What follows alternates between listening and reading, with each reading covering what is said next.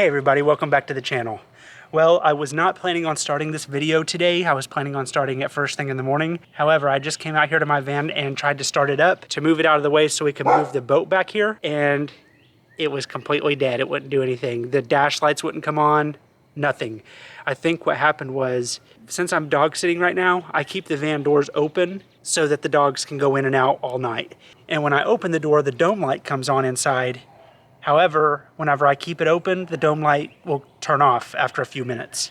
Well, it was real windy the other night, and I guess because the door kept swaying open and shut, the dome light stayed on and killed my battery. So I've got the battery charger hooked up to it right now. So hopefully it'll charge the battery up and I can start the van. I guess we'll find out. See you in the morning.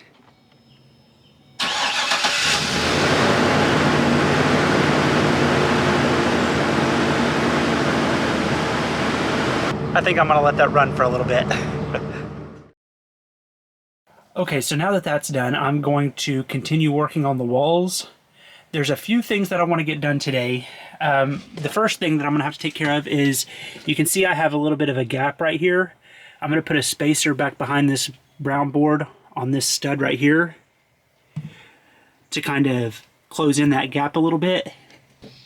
And then I went and bought a wall mount for my TV, and I'm gonna mount that right here. And then I bought some pill and stick tile to go up on the wall.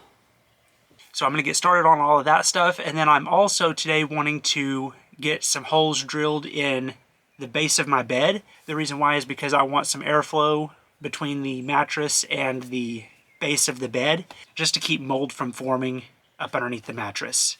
So I plan to get that done today as well.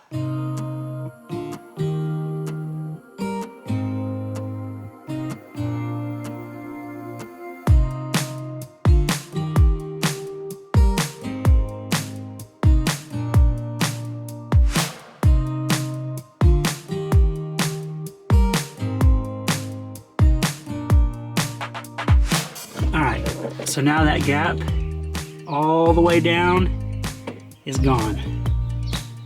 I had to put two spacers over on this side and then one spacer over here on this side. So now I can go ahead and get started on the TV mount, and it's going to go right here, right behind the driver's seat.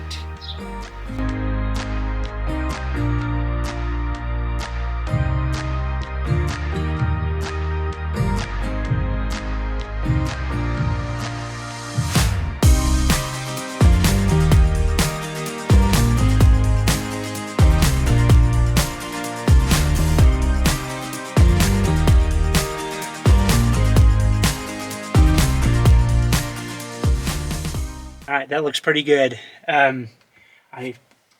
Looks like I need to clean my TV off a little bit. But the spacing, let me tilt the camera down. The spacing that I have under here is perfect.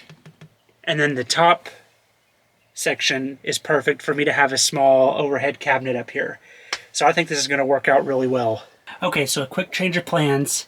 I had the TV mount put up on the wall, but when I started putting the tile up, I figured it would be easier to put all the tile up and then put the mount up instead of having to cut the tile around the mount. So I decided to take it off, and I'm going to finish up the tile and then get the mount. I'll drill through the tile and get the mount back on there.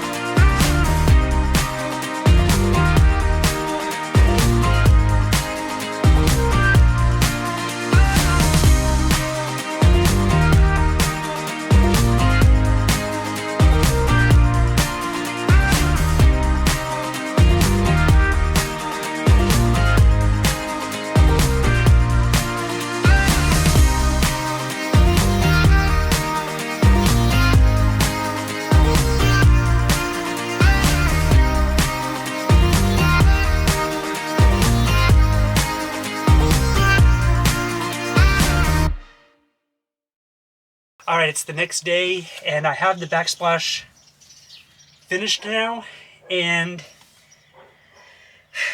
there's a couple of things. If I had to start this project over again, I would not go with this type of peel and stick tile. I really like the look of it. That's not a problem at all.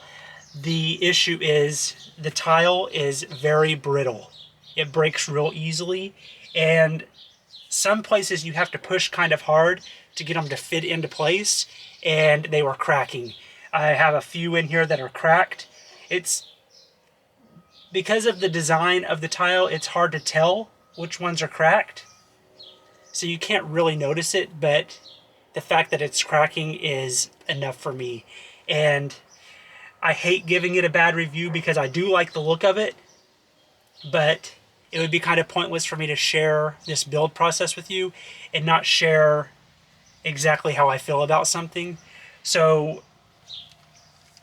this is the brand of it. It's Stick brand, and I like the look of it. It looks really good. It's just because it's so brittle, if I had to start this project over again, I probably wouldn't go with this. And with the amount that I paid on it, it was not cheap. I feel like the amount I paid on these, it shouldn't break so easily. However, since I've got it up, I'm not going to pull it all down or anything like that. I kind of want to leave it up while I'm traveling to see how it'll hold up while I'm driving. With it being so brittle, I'm a little worried about it, but I figured it would be a good test, and I will be sure to keep you all updated on how it does. So now that I have this project done, I'm going to work on the base of my bed. I mentioned earlier in this video that I wanted to drill some holes in the base so that there'll be a little bit of airflow between the mattress and the base of the bed to keep mold from forming. So I'm going to go ahead and do that, and then I have my mattress out here on a table, and I plan on trimming the mattress down probably about 3 inches so it'll fit a little bit better on the bed and it won't be such a tight fit between the walls.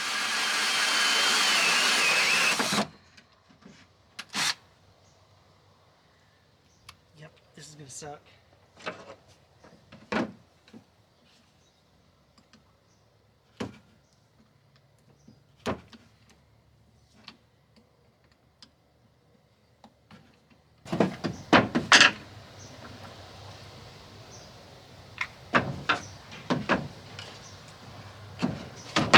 Okay, this is going to take forever.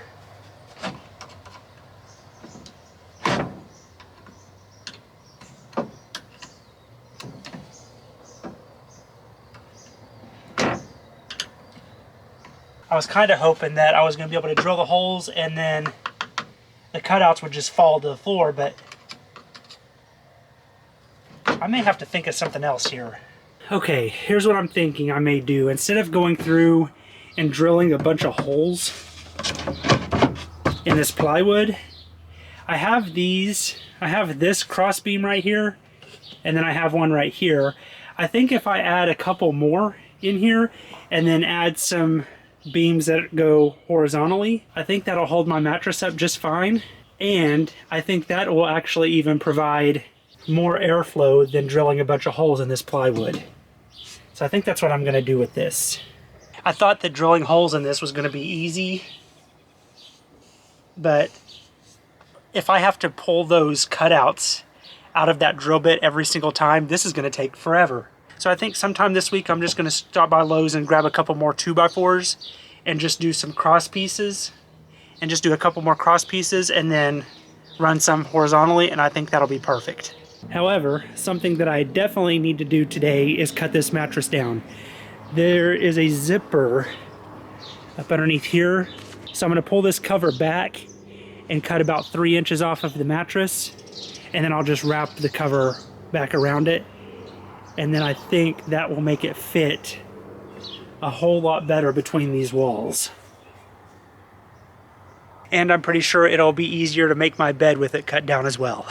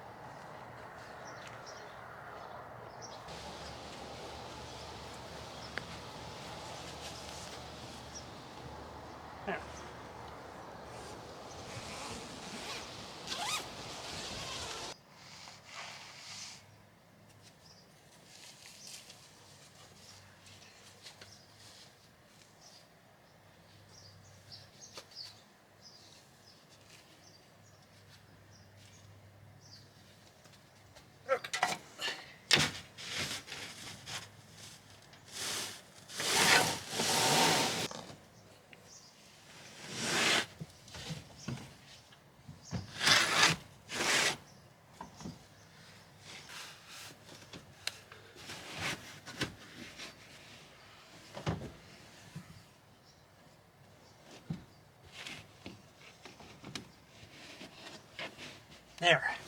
That's a lot better. Now at least it won't bow in the middle. Alright, I think that's where I'm going to end it this week. But before I go, I want to show you all something that I just found out about my van.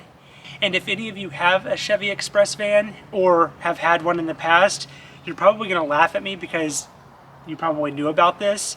But it has to do with these side doors. Let me grab the camera so I can give you a closer look.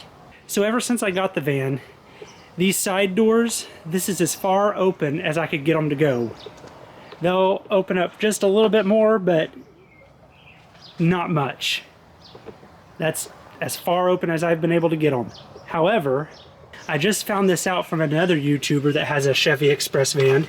And this latch right here, let me step in here real quick.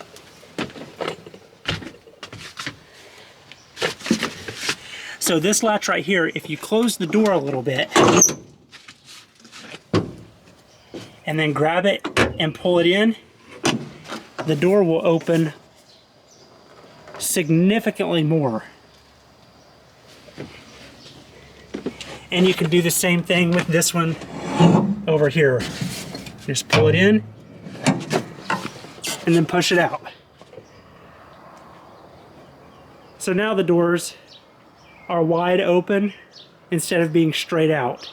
I thought I was going to have to replace the hinges on these doors to be able to do that, and I was completely willing to do that too. I'm glad I doubt they even make hinges that do that. I hadn't even looked it up yet, but I'm so glad that I saw that YouTube video because now the door is open all the way. The YouTube channel that I saw that on is Travel Snacks, and I really enjoy watching her channel. So I'll be sure to link her channel down in the description below and put that video down there as well. But anyway, thank you all so much for watching this video. I really appreciate it, and I will see you next Tuesday. Alright, it's the next day, and I have the Backsplash, and it'll probably make it easier to make my bed every night.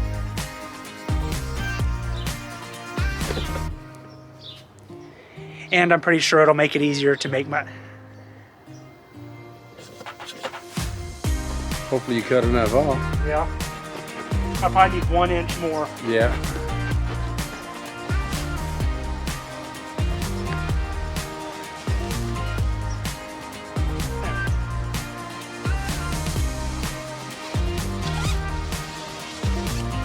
Well.